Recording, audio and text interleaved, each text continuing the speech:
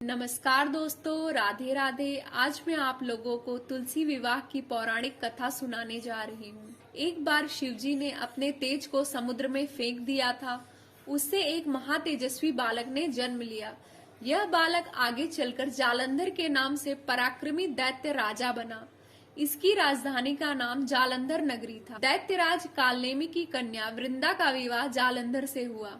जालंधर महाराक्षस था। अपनी सत्ता के मद में चूर उसने माता लक्ष्मी को पाने की कामना से युद्ध किया, परंतु समुद्र से ही उत्पन्न होने के कारण माता लक्ष्मी ने उसे अपने भाई के रूप में स्वीकार किया। वहां से पराजित होकर वह देवी पार्वती को पाने की लालसा से कैलाश पर्वत पर गया।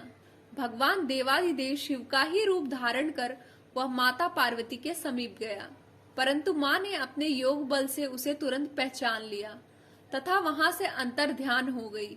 देवी पार्वती ने क्रुद्ध होकर सारा वृत्तांत भगवान विष्णु को सुनाया। जालंधर की पत्नी वृंदा अत्यंत पतिव्रता स्त्री थी। उसी के पतिव्रत धर्म की शक्ति से जालंधर न तो मारा जाता था और न ही पराजित होता था। इसलिए जालंधर का नाश करने के लिए वृंदा के पतिव्रत धर्म को भंग करना बहुत जरूरी था। इसी कारण भगवान विष्णु ऋषि का वेश धारण कर वन में जा पहुँचे, जहाँ वृंदा अकेली भ्रमण कर रही थी। भगवान के साथ दो मायावी राक्षस भी थे, जिन्हें देखकर वृंदा भयभीत हो गई। ऋषि ने वृंदा के सामने पल में दोनों को भस्म कर दिया। उनकी शक्ति देखकर वृंदा ने कैलाश पर्वत पर महादेव के साथ युद्ध कर रहे अपने पति जालंधर के बारे में पूछा। ऋषि ने अपने माया जाल से दो वानर प्रकट किए। एक वानर के हाथ में जालंधर का सिर था तथा दूसरे के हाथ में धड़।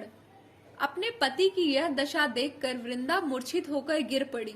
होश में आने पर उन्होंने ऋषि रूपी भगवान से विनती की कि उसके पति को जीवित करे। भगवान ने अपनी माया से पुनः जालंधर का सिर धड़ से जोड़ दिया, परंतु स्वयं भी उसी शरीर में प्रवेश कर गए। वृंदा को इस छल का जरा भी आभास नहीं हुआ। जालंधर बने भगवान के साथ वृंदा पतिव्रता का व्यवहार करने लगी, जिससे उसका सतीत्व भंग हो गया। ऐसा होते ही वृंदा का पति जालंधर युद्ध में हार गया। इस सारी लीला का जब वृंदा को पता चला तो उसने क्रुद्ध होकर भगवान विष्णु को हृदयहीन शिला होने का श्राप दे दिया। अपने भक्त के श्राप को विष्णु जी ने स्वीकार किया और शालिग्राम पत्थर बन गए। सृष्टि के पालनकर्ता के पत्थर बन जाने से ब्रह्मांड में असंतुलन की स्थिति पैदा हो गई।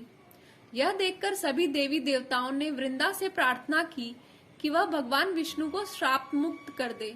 वृंदा ने विष्णु को श्राप मुक्त कर स्वयं आत्मदाह कर लिया। जहाँ वृंदा भस्म हुई वहाँ तुलसी का पौधा उगा। भगवान विष्णु ने वृंदा से कहा, हे वृंदा, तुम अपने सतीत्व के कारण मुझे लक्ष्मी से भी अधिक प्रिय हो गई हो। अब तुम तुलसी के रूप में सदा मेरे साथ रहोगी। तब से हर साल कार्तिक महीने के देव उठनी एकादशी का दिन तुलसी विवाह के रूप में मनाया जाता है। जो मनुष्य भी शालिग्राम रूप के साथ तुलसी का विवाह करता है, उसे इस लोक और परलोक में विपुल यश प्राप्त होता है। जिस घर में तुलसी होती है वहाँ यम के दूत भी असमय नहीं जा सकते। मृत्यु के समय जिसके प्राण मंजरी रहित तुलसी और गंगा जल मुख में रखकर निकल जाते हैं, वह पापों से मुक्त होकर वैकुंठ धाम को प्राप्त होता है। जो मनुष्य तुलसी व आंवलों की छाया में अपने पितरों का श्राद्ध करता है, उसके पितर मोक्ष को प्राप्त हो जाते हैं।